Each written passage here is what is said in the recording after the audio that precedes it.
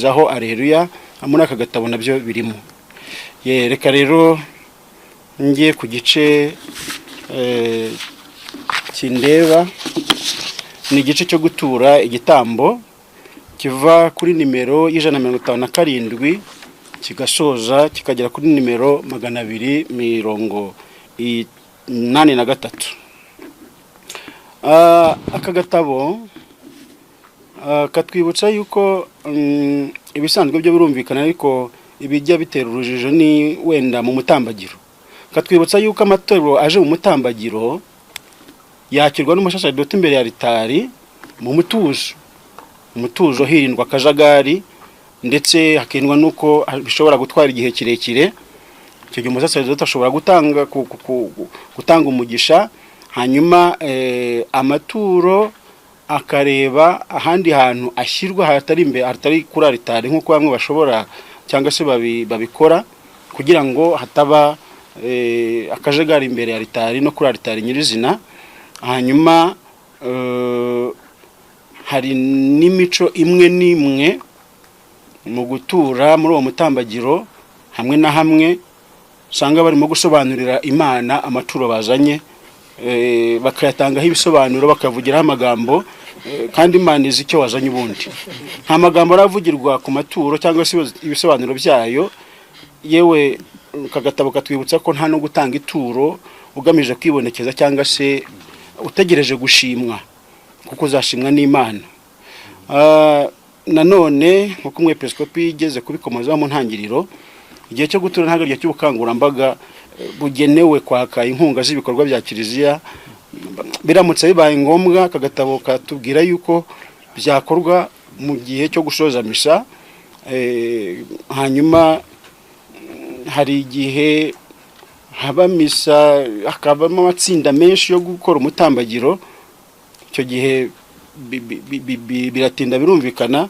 Iyo hari uburyo bwo kuba hakorwa misa irenze imwe, ayo matsinda ashaka kugabanywa misa zateganyijwe, kugira ngo nyine na misa itamara igihe kirekire. Hari n'akandi wenda kajyana n'amarangamutima y'abasaseridoti bakunze kugwa mu gishuko cyo gushimira umukristu cyangwa se abakristu batuye cyane cyangwa se batanze inkunga nyinshi kurusha abandi. Hari ubundi buryo byakorwa, ariko bitagiye ku karubanda gutyo, kuko bishobora gutuma hazamo mu ikoraniro abantu bakabibonamo itonesha cyangwa se ivangura. Kagatabo katwibutsa yuko bidakwiye, ariko bishobora gukorwa ku bundi buryo mu nyandiko, bikaba byarusha kuba byiza kurushaho. Ikoraniro naryo ntihaba mu ikoraniro bumva yuko bafite ahantu bagarukira badashobora kugira. Aka gatabo nanone nibyo navugaga hejuru, ayo maturo aza mu mutambagiro agira ahandi ategurirwa kugira ngo ku alitari habe koko espace ifatika libre.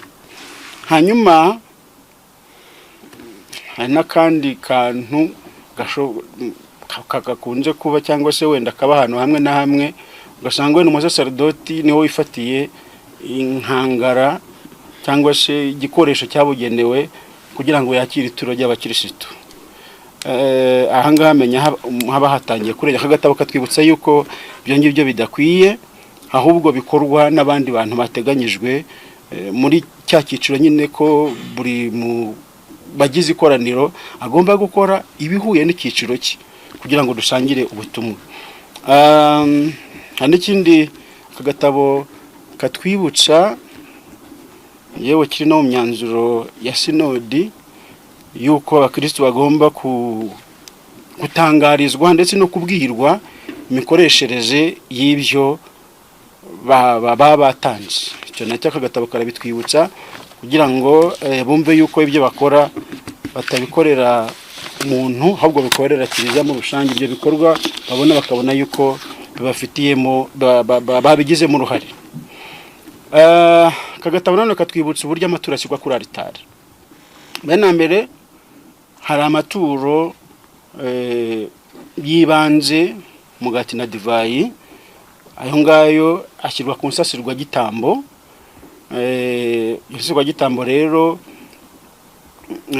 hari uburyo ubundi ibikoje binanyuranyije nuko abazidukorera, ndavuga abazishyira abazidoda,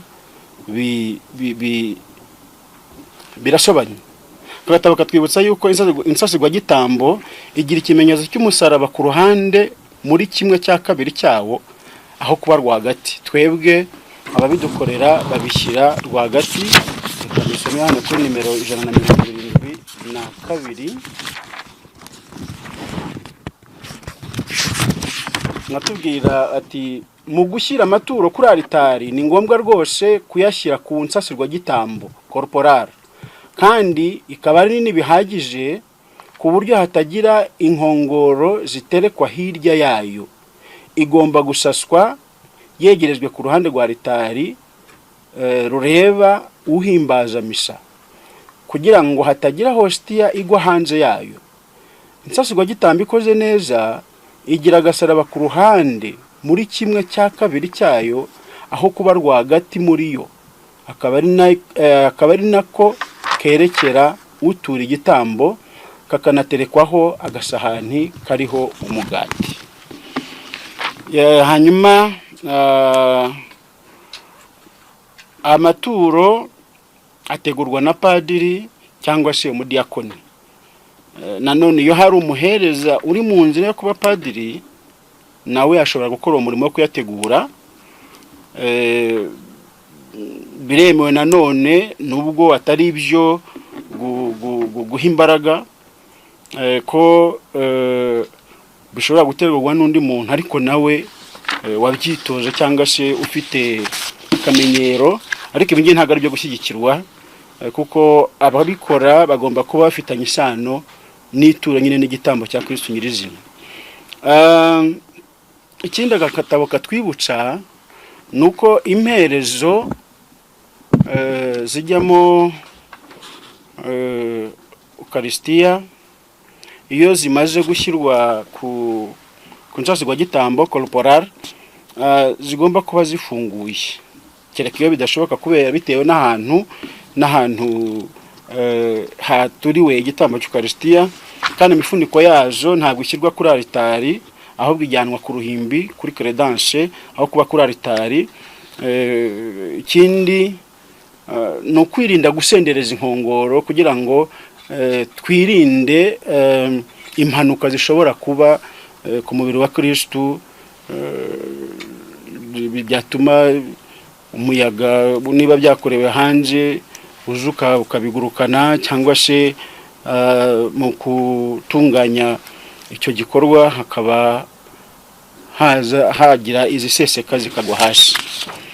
Hanyuma ikindi agatabo katubwira ni muri iyo gahunda yo gukomeza gushyira amaturo kuri alitari. Mubona yuko iyo umusaserdoti amaze gushyira divayi mu nkongoro, hari amazi make ashyira muri divayi, niyo afite ikimenyetso cyayo cyangwa se afite igisobanuro cyayo. Hari rero abagira igishuko, kambivuga gutyo, bagaha umugisha ayo mazi. Kagatabo katwibutsa yuko ibyo ngibyo atari byo kandi bidakwiye, ahubwo abikora hari amagambo yabugenewe agaragara mu gitabo cya misa niyo akoresha, nta kindi kimenyetso kindi akoresha. Ikindi akagatabo katwibutsa nuko imperezo zigomba kuba zikozwe mu bikoresho bihesha icyubahiro igitambo cya Kristo. Birumvikana bishobora guhuzwa n'umuco, ariko nanone niyo byahozwe n'umuco, ibyo bikoresho bigomba kuba bigaragara neza kandi byiyubashye, kubera ko byakira umubiri wa Kristo nyirizina. Bityo rero akagatabo katwibutsa yuko imperezo zitagaragaza icyo cyubahiro zikwiye kuva mu nzira. Ibikombe binyuranye abantu bifashisha, ibyibo byamunjwe, utamenya n'ubwoko bwabyo n'ibintu bikozemo, izo ngizo zashyirwa ku ruhande, zigakorerwa imihango yo kuzishyingura, kugira ngo hakoreshwe ibikoresho rwose bigaragaza icyubahiro cy'igitambo cya Kristo. Hanyuma aka gatabo naho katwibutsa yuko aritari ijyaho umusaraba uhoraho. Kashaka kutwibutsa mu ntangiriro aba ari umusaraba, hakajyaho n'igitabo cy'ivanjiri gusa. Ibindi, indabo, amatara, ibindi bikoresho bishobora gukoreshwa muri ako kanya byashakirwa undi mwanya hafi ya aritari, ariko hatari hejuru kuri aritari, kuko aritari nyine ishushanya ibintu bibiri, ni Kristo witamba n'igitambo. Yewe n'igitabo cya misa n'igitereko cyayo cyangwa se uruvugiro, mikoro, byagombye kuza umwanya w'igitambo ugeze. Ibyo biri kuri nimero 179, nayo twayisomera hamwe. Iyo nimero igira iti: ni ngombwa rwose kwirinda ko kuri aritari hatereka ibindi bintu bitari ngombwa cyane, cyangwa se bibangamira abakristu kureba amaturo ateretse kuri aritari. Ibyo twavuga nk'indabo, amakaye arimo inyigisho ya misa, igitabo cy'umukirisitu cyangwa se cy'imihango mitagatifu, impapuro z'amatangazo, amafishi y'amageni n'ibindi. Ibifasha mu irangururamajwi cyangwa igitereko cy'igitabo cya misa bikwiye gushyirwaho ku buryo bworoheje budatambamira amaturo matagatifu, kandi byashoboka bikaba ari bito cyane. Ni kimwe n'umusaraba wo kuri aritari nk'uko twabivuze haraguru, ayindi nimero byavuzwemo. Ibindi bikenerwa nk'ibitabo n'izindi mvugiro, mikrofone, bizanwa ari uko igihe bikenewe kigeze, kandi bigahita bikurwaho icyo byakoraga kirangiye. Nanone muri iki gihe cyo gutura habamo igikorwa cyo kosha amaturo. Ni nimero 180, reka nyisome uko iri. Amaturo niyo yoshwa mbere, kandi umusaserdoti ntayunamira, haba mbere cyangwa nyuma yo kuyosha. Bagahita batubwira rero uburyo bubiri bwo kose amaturo. Hari kuyonsa kabiri inshuro 3. Bizasaba kubyitoza, kuko ubundi uko bigaragara hakoreshwaga inshuro 3, ariko ubundi ni kabiri inshuro 3. Hanyuma hari no gukoresha icyotezo mu kimenyetso cy'umusaraba inshuro 3 hejuru y'amaturo, hakaba no hanyuma kikazengurutswa nanone inshuro 3 hejuru y'amaturo, ebyiri za mbere mu cyerekezo gihabanye n'urushinge rw'isaha, hanyuma naho inshuro ya 3 ikagana mu cyerekezo cy'urushinge rw'isaha. Umusaserdoti yonswa 3 akunamirwa mbere na nyuma y'igikorwa. Ikorana naryo ryonswa 3 mbere ibumoso, imbere ibumoso, iburyo bwitera ububane, kandi ntabwo biteganyijwe yuko uwonsa atera yunama kuri buri nshuro, yunama ku nshuro ya mbere gusa. Hari ikindi gikorwa ku buryo busa n'ubwihisha ariko utarangara bibona. Umusaserdoti buri gihe iyo amaze guhereza ya maturo arakaraba nk'ikimenyetso cy'ubusukurwe. Nyuma yo kwakira amaturo yaje mu mutambagiro, umusaserdoti asukura ibiganza bye. Nanone nyuma yamaze guhereza ya maturo umugati na divayi, yongera gukaraba intoki z'ibiganza biri buje gufata umubiri n'amaraso bya Kristo nk'ikimenyetso cy'ubusukurwe, akabikora biherekezwe n'isengesho ryabugenewe riri mu gitabo cya misa. Icyo gice cyo guhereza amaturo iyo kirangiye, hakurikiraho igice cyo kwitegura isengesho rikuru ry'Ukaristiya, cya kiganiro umusaserdoti agirana n'abakirisitu. navuga ko nyuma yo gukaraba umusaseridoti arambura ibiganza bye agatumira ikoraniro kwinjira mu ibanga nyirizina y'igitambo cy'Ukaristiya akoresheje amagambo yabugenewe. Ikoraniro rigasubiza rihagaze kandi rikoresheje amagambo nayo yabugenewe. Ari imvugo rero Nyagasani yatiye igitambo cyacu cyangwa se igitambo tumuhereje. Ari umusaseridoti n'ikoraniro bashobora gukoresha, ubundi ntabwo ari byo. Ni yakira igitambo umuhereje, hanyuma bindi abari gukosha ni byiza kubikosora, kubera ko umupadiri niwe wenyine uri mu cyimbo cya Kristo, ikoraniro riba rifatanyije nawe ubwo butumwa. Hanyuma nyuma y'isengesho yerekeza amaturo, abasaseridoti bose iyo bahari bafatanyije n'uyoboye begera ritari, ariko badatera icyugazi uyoboye, kuko agomba kubona uburyo yisanzura kugira ngo ashobore kurambura ibiganza no gukora ibindi bikorwa.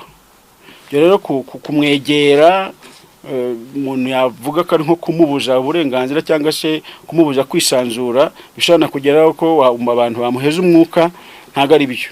Yego ntibamwitaza, ariko nanone bamuha uburenganzira bwo kugira ngo ashobore kwisanzura mu gukora ubwo butumwa.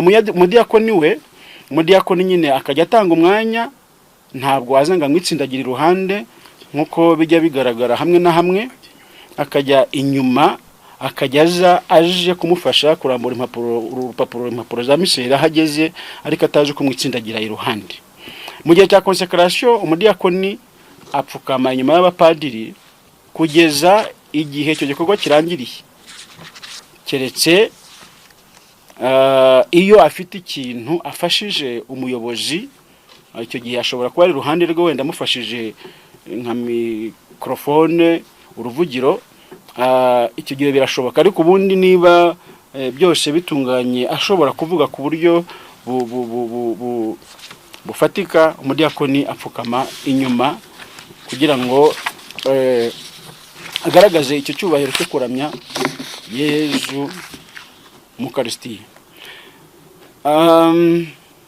Noneho icyo ni igice. None mu gihe isengesho rikuru ry'Ukaristiya ririmo kuvugwa, aka gatabo katwibutsa ko isengesho rikuru ry'Ukaristiya rigenewe umupadiri gusa. Nta wundi muntu wemerewe kugira uruhare kuri kuvuga iryo sengesho, n'umupadiri n'umwepiskopi. Kandi uwo mupadiri ntago yemerewe kugira ijambo na rimwe ahindura muri iryo sengesho uko ryateguwe, haba gukuramo, haba kongeramo amagambo ye. Hari aho usanga umupadiri aranzwe n'amarangamutima ye, ugasanga arimo kuvuga amagambo ajyanye nuko yaraye, nuko yumvishe yakunje Imana, ati Nyagasani rwose nubwo ntari mbikwiye wakire. Amagambo nk'ayo ngayo atera urujijo. Ntabwo yemerewe kugira icyo ahinduraho cyangwa se kongera amagambo ye mu isengesho rikuru ry'Ukaristiya. Yewe nta n'indirimbo cyangwa se ibicurangisho biherekeje umupadiri iyo avuga iryo sengesho, cyane cyane aririmba. Abagize ikoraniro bo bakurikira batuje umutima w'isengesho, nta kurangara, kuko ni isengesho padiri cyangwa se umusaseridoti abafatanyije nabo, ariko kubera ko ufite ubwo butumwa bwo kurihereza Nyagasani, bo bakurikira bucece, bashenga, biyumvisha uburemere bw'ayo magambo n'ubutumwa bw'uwo muntu uri imbere yabo. Hari igihe rero mu minsi imwe n'imwe hari amatara akunze kuza mu gihe cy'itagatifuza amaturo muri konsekarasiyo, nyuma ya nyir'ubutagatifu. Ku minsi mikuru ikomeye imwe n'imwe hari amatara yabugenewe akoreshwa mu gihe cy'isengesho ry'Ukarisitiya. Ayo matara aja mu gihe haririmbwa nyir'ubutagatifu, agakomeza kwaka kugeza igihe isangira rirangiriye. Mu bindi bice bya misa ntabwo acanwa, hasanwa asanzwe, kandi ntabwo ashobora gusimburwa nayo kuri aritari. Igihe nikigera ababishinzwe bagenda bafata yandi yo kuri aritari ngo agenda bajye gukoresha. Ayo matara niyo agomba gukoreshwa kugira ngo hagaragare.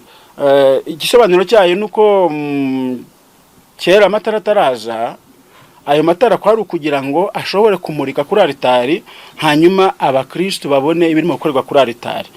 Ubundi abagabanyika kabiri, na 2, na 4, na 8, na 6, gutyo ku ruhande amwe, ku rundi ruhande rwa aritari, andi kugira ngo abakristo babone. Ubu rero igisobanuro cyayo ni icyubahiro gihabwa Kristo uje cyangwa se uri mu ikoraniro rwagati w'itamba. Abafite imirimo muri liturujia y'umunsi bose bagira imwanya bicaramo mu gicumbi cya aritari, kereka iyo ari umunsi mukuru watumye abantu haboneka ari benshi, ariko abafite imirimo y'ingenzi bose bicara mu gicumbi cya aritari. Abasaserdoti, abahereza, abasomyi bose baba bari mu gicumbi cya aritari. Mu gihe bigaragara ko abandi bafite imirimo muri liturujia y'umunsi bashobora gukingiriza ikoraniro, donc mu gihe bigaragara ko abafite imirimo muri liturujia y'umunsi bashobora gukingiriza ikoraniro, icyo gihe bashakirwa undi ahandi bicara kugira ngo hatavamo gukingiriza ikoraniro ibirimo gukorwa, cyane cyane mu gihe abahereza bibaye ngombwa ko bamanuka ngo baje imbere ya aritari nyuma mu gihe cya konsekarasyo, cyangwa se mu gihe cyo kwamaza Roho Mutagatifu, cyangwa se muri kiriya gihe cy'isengesho rikuru ry'Ukarisitiya. Umusaserdoti mu gihe agiye gutangira kiriya kiganiro, ahamagarira abakristo kwinjira muri rya sengesho rikuru ry'Ukarisitiya, muri ya nteruro yo yirinda kugira ikintu cyamubuza kurambura amaboko n'ibiganza bye. Agomba kurambura amaboko icyarimwe, kandi akirinda gutangira icyo kiganiro mu gihe arimo kurwana no gushakisha ahantu ari buze gukura rya sengesho. Agomba kubanza kuribona, hanyuma akabona gutangira icyo kiganiro.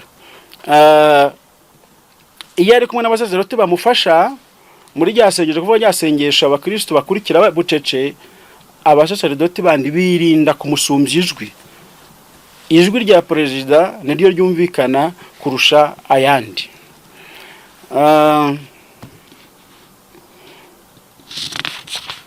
Mu gihe atumira ya magambo muri cya kiganiro isengesho rikuru ry'Ukarisitiya, avuga ati Nyagasani Yezu nabane namwe, ibiganza n'amaboko babirambuye uko bisanzwe. Ku nshuro ya kabiri akabigira hejuru gatoya aharinganiye n'amaso ye, hanyuma ku nshuro ya gatatu akunama, ibiganza bibiri bigarukiye aho yatangiriye.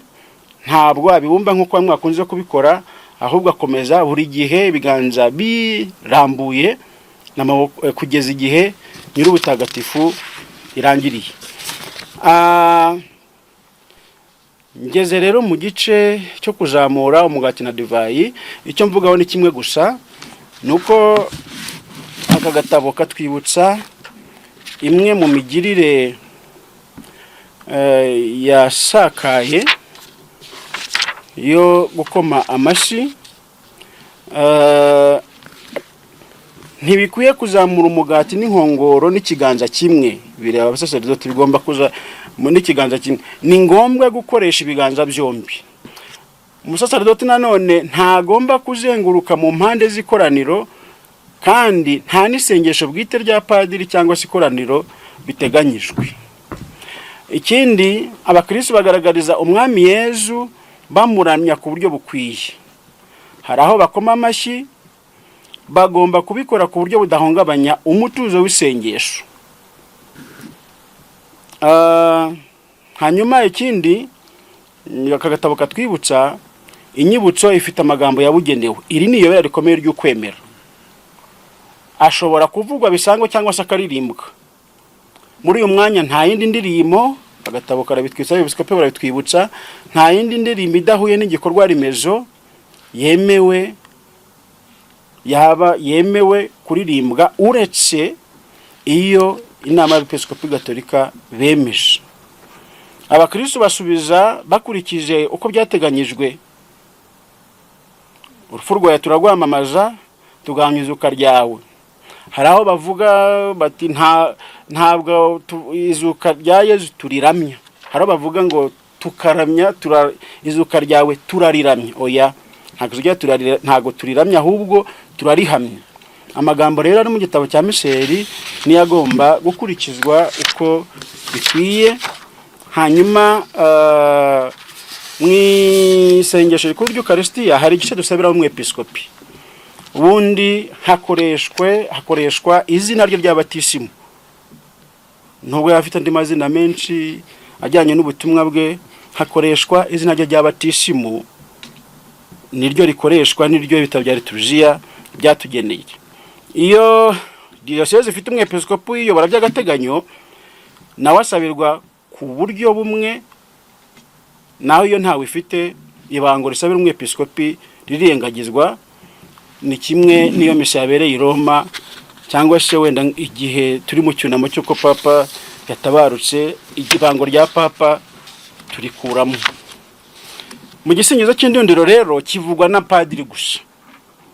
Nta gahunda yari yo gutumira umupadiri ikoraniro ngo rifatanye nawe. Oya, icyo gisingizo akakivuga afasha agasahane k'umubiri wa Kristo, umudiyakoni nawe amufashije inkongoro y'amaraso ya Kristo, bakabyerereza. Iyo padiri ari umwe, agasahani agafata mu kiganza cy'ibumoso, inkongoro akayifata mu kiganza cy'iburyo, akavuga cya gisingizo. Umuco wo kubigerekeranya, akagatabo katwibutsa yuko atari uwa liturujia. Abapadiri rero bandi iyo bahari bashobora gufatanya na padiri yoboye ntacyo bavuga, cyangwa se bavuga ku buryo batamusumbya ijwi kandi babumbye ibiganza. Icyo gihe korana ntacyo riba rivuga, riza kwikiriza n'ijambo rya amen. Ndagira ngo ngera ku gice cyo guhazwa, kitangirirwa n'isengesho rya Dawe uri mu ijuru, myiteguro. Iryo sengesho rikaba rivugwa umusaserdoti n'ikoraniro ryose. Ntibitegetswe ko Dawe uri mu ijuru iterwa n'umusaserdoti gusa. Nyuma y'amagambo y'intangiriro avuga n'umusaserdoti, ikoraniro ryose rishobora gukomezanya nawe riti Dawe uri mu ijuru kugeza igihe irangiriye.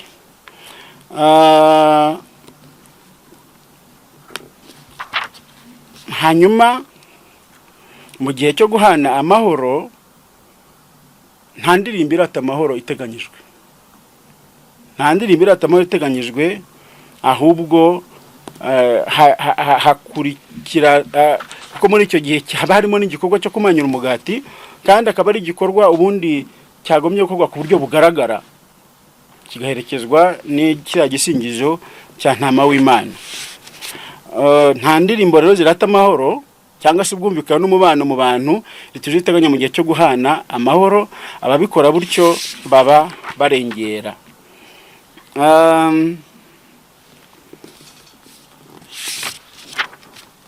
Isangira uko rigenda. Iyo arabasaza zitari benshi, umusaserdoti ni uyoboye. Umusaserdoti mwisangira niwe wenyine wihaza mu n'amaraso bya Kristo. Hanyuma abandi bapadiri bafatanyije nabo bahazwa kuri ubwo buryo, ariko bashobora gukoresha uburyo butatu. Ubwa mbere ni ukwegera ritari mu mirongo bakurikiranyije, hanyuma bagahazwa. Hanyuma ubundi ni ukubasangisha inkongoro, ibyo nabyo biremewe, y'amaraso ya Kristo n'agasahani kari Ukaristiya, ibyo nabyo biremewe. Hanyuma ubundi bakagenda bunama begera ritari bahazwa. Reka rongere ku musozo kuko ndabona umunyamakuru akomeje kumbwira ko isaha irimo kurenga. Uburyo bwo guhazwa kagatabo katwibutsa ni uburyo busanga bwa kiliziya. Birashoboka guhazwa ku rurimi cyangwa se mu biganza, ariko byagenda kose ugiye guhazwa agomba kugaragaza icyubahiro afitiye Yezu, nko kunama gato igihe ageze imbere ya Yezu agiye kwakira. Ntabwo yunama arangije, ahubwo yunama mbere.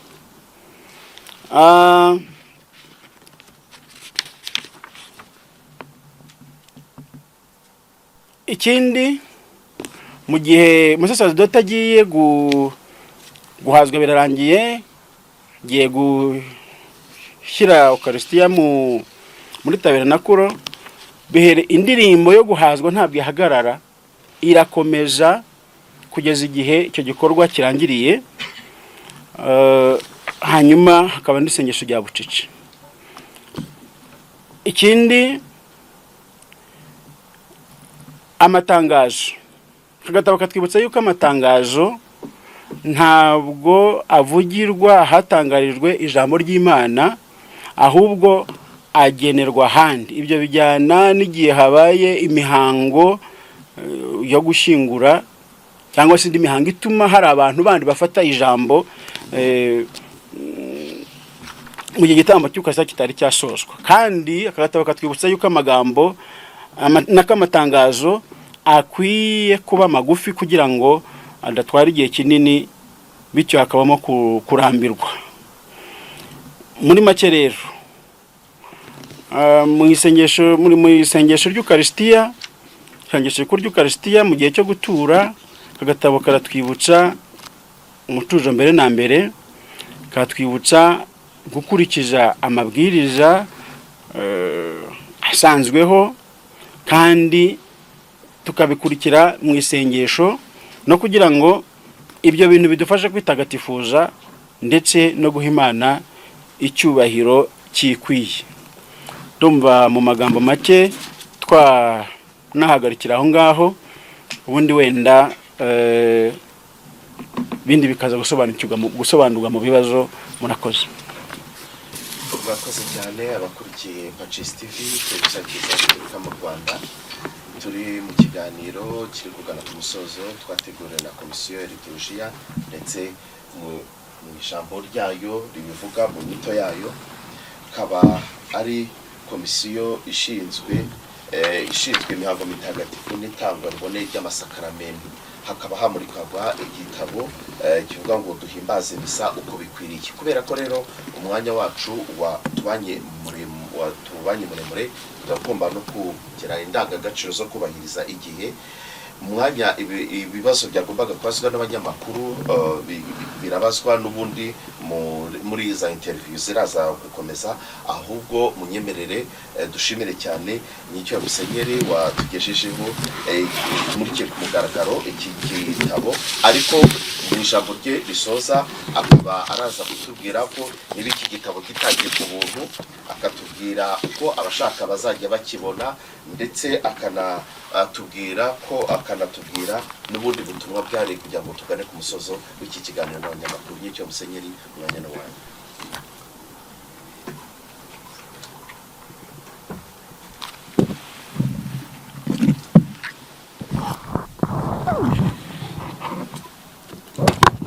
Murakoze cyane.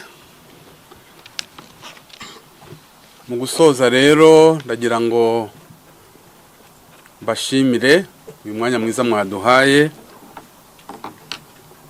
Inama y'Abepiskopi Gatolika mu Rwanda yasanze ari ngombwa kugaruka ku mihimbarize iboneye y'igitambo cy'Eucharistia, kuko nkuko twabyumvise hagiye hagaragara gutandukira bitera urujijo, akajagari no gusobanya, kandi nyamara misa ari ishingiro ry'ubumwe mu migirire no mu mibereho y'abakristu, cyane cyane nkuko na sinodi y'Abepiskopi iherutse ingiyi turimo iri dutoza kugendera hamwe. Nkuko mwabyumvise rero, iyi nyandiko ntigamije mbere na mbere gutanga ibisobanuro by'imihimbarize ya misa cyangwa se inkomoko y'imyifatire n'ibimenyetso bikorerwamo, ahubwo iyi nyandiko ishishikajwe no kwibutsa umurongo rusange wo guhimbaza igitambo cy'Ukarisitiya.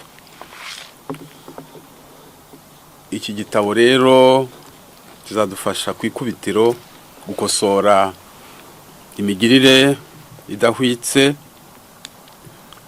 Iyi nyandiko izadufasha gufata umurongo muzima ufasha umuryango w'Imana gutura igitambo kinogeye, kandi muri ubwo butumwa abasaseredoti bafite umwanya ukomeye cyane gufasha umuryango w'Imana gutura igitambo kinogeye.